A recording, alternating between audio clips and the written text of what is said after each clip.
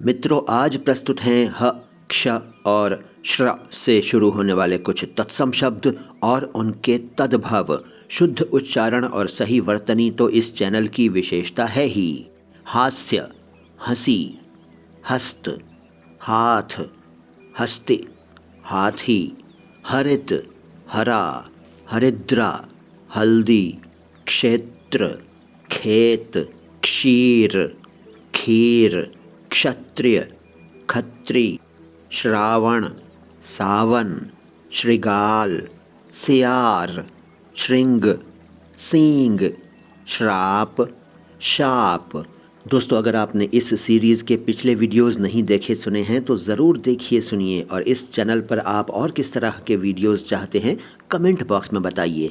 Video को like कीजिए, channel को सब्सक्राइब नहीं किया है तो कर लीजिए। मैं मोइन शम्सी हूँ और चैनल का नाम है माय हिंदी माय उर्दू। उर्दू और हिंदी दोनों भाषाओं के शब्दों के शुद्ध उच्चारण को एक साथ समर्पित अपनी तरह का एकमात्र channel my Hindi my Urdu.